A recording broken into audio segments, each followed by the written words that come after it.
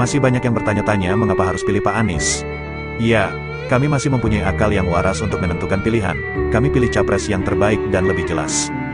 Haji Anies Rashid Baswedan, SE, MPP, PhD, merupakan salah satu capres yang jelas pendidikannya, jelas ijazahnya, cerdas dan intelektual, serta lebih tinggi pendidikannya dari capres yang lain. Pak Anies jelas rekam jejaknya, prestasinya, dan amanahnya, memimpin Jakarta hanya satu periode membuktikan kinerja terbaiknya, berbagai penghargaan diterimanya baik dalam maupun luar negeri. Adakah capres lain yang bisa membuktikan prestasinya seperti Pak Anies? Pak Anies jelas nasab atau keturunannya, cucu dari pahlawan nasional, ibu bapaknya merupakan pengajar, yang mengabdikan pada dunia pendidikan. Pak Anies jelas akhlak dan kepribadiannya, bagaimana rezim ini membulinya, segala upaya penjagalan baik saat menjadi gubernur hingga sekarang, upaya pemboikotan acara yang dihadiri hampir tak terhitung, sampai hasil karyanya juga diobok-obok, tapi Pak Anies ikhlas tidak membalas dengan kemarahan atau komentar menohok, justru membalas komentar yang santun. Ini menunjukkan negarawan sejati, pemimpin yang sabar dan rendah hati.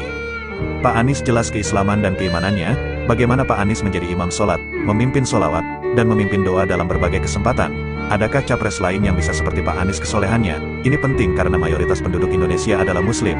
Jangan sampai kita dipimpin oleh presiden mengaku Islam tapi tidak bisa jalankan syariat dengan baik, keluar masuk pesantren hanya untuk mendulang suara. Bukankah itu menunjukkan kemunafikan yang dibangun sebelum terpilih?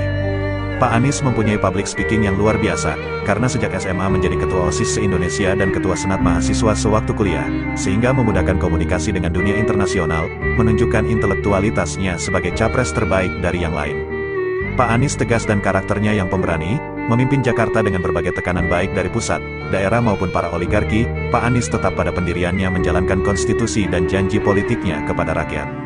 Pak Anies tidak didukung oligarki karena mereka akan ketakutan atas intimidasi rezim bila bergabung dengan tim Amin, sehingga sangat minim logistik.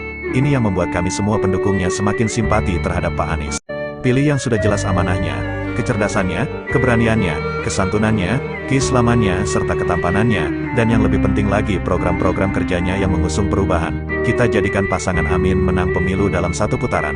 Kita awasi dan lawan segala bentuk kecurangan. Mari jadikan Indonesia yang baldatun thayyibatun warobun ghafur. Salam perubahan, Indonesia harus lebih baik.